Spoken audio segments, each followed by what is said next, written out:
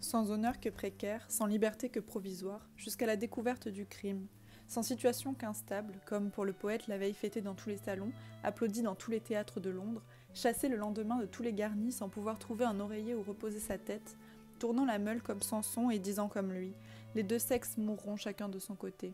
Exclus même, hors les jours de grande infortune où le plus grand nombre se rallie autour de la victime, comme les Juifs autour de Dreyfus, de la sympathie, parfois de la société, de leurs semblables, auxquels ils donnent le dégoût de voir ce qu'ils sont, dépeints dans un miroir, qui ne les flattant plus, accusent toutes les tares qu'ils n'avaient pas voulu remarquer chez eux-mêmes, et qui leur fait comprendre que ce qu'ils appelaient leur amour, et à quoi, en jouant sur le mot, ils avaient, par sens social, annexé tout ce que la poésie, la peinture, la musique, la chevalerie, l'ascétisme ont pu ajouter à l'amour, découle non d'un idéal de beauté qu'ils ont élu, mais d'une maladie inguérissable. Comme les Juifs encore, sauf quelques-uns qui ne veulent fréquenter que ceux de leur race, ont toujours à la bouche les mots rituels et les plaisanteries consacrées, se fuyant les uns les autres, recherchant ceux qui leur sont le plus opposés, qui ne veulent pas d'eux, pardonnant leurs rebuffades, s'enivrant de leur complaisance, mais aussi rassemblés à leurs pareils par l'ostracisme qui les frappe,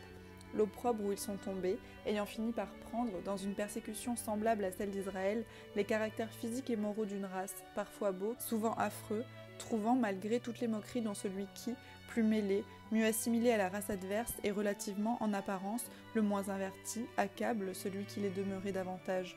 Une détente dans la fréquentation de leurs semblables et même un appui dans leur existence, si bien que, tout en niant qu'ils soient une race, dont le nom est la plus grande injure, ceux qui parviennent à cacher qu'ils en sont, ils les démasquent volontiers, moins pour leur nuire, ceux qui ne détestent pas, que pour s'excuser, et allant chercher comme un médecin l'appendicite l'inversion jusque dans l'histoire, ayant plaisir à rappeler que Socrate était l'un d'eux, comme les Israélites disent de Jésus, sans songer qu'il n'y avait pas d'anormaux quand l'homosexualité était la norme, pas d'antichrétiens avant le Christ, que l'opprobre seul fait le crime, parce qu'il n'a laissé subsister que ceux qui étaient réfractaires à toute prédication, à tout exemple, à tout châtiment, en vertu d'une disposition innée tellement spéciale qu'elle répugne plus aux autres hommes, encore qu'elle puisse s'accompagner de hautes qualités morales, que de certains vices qui y contredisent comme le vol, la cruauté, la mauvaise foi, mieux compris donc plus excusés du commun des hommes, formant une franc-maçonnerie bien plus étendue, plus efficace et moins soupçonnée que celle des loges, car elle repose sur une identité de goût, de besoin, d'habitude, de danger,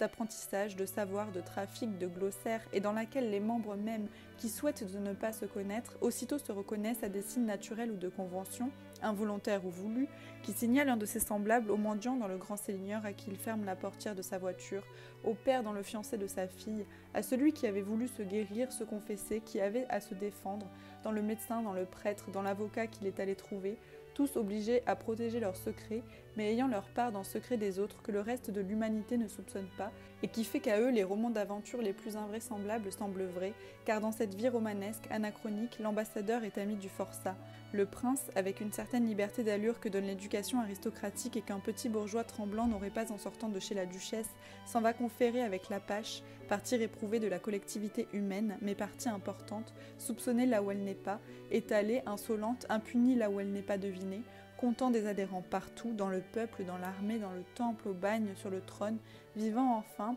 du moins un grand nombre, dans l'intimité caressante et dangereuse avec les hommes de l'autre race, les provoquant, jouant avec eux à parler de son vice comme s'il n'était pas sien, jeu qui est rendu facile par l'aveuglement ou la fausseté des autres, jeu qui peut se prolonger des années jusqu'au jour du scandale où ses dompteurs sont dévorés, jusque-là obligés de cacher leur vie, de détourner leur regard d'où ils voudraient se fixer, de les fixer sur ce dont ils voudraient se détourner, de changer le genre de bien des adjectifs dans leur vocabulaire, contrainte sociale, légère auprès de la contrainte intérieure que leur vice, ou ce qu'on nomme improprement ainsi, leur impose non plus à l'égard des autres mais d'eux-mêmes, et de façon qu'à eux-mêmes ils ne leur paraissent pas un vice.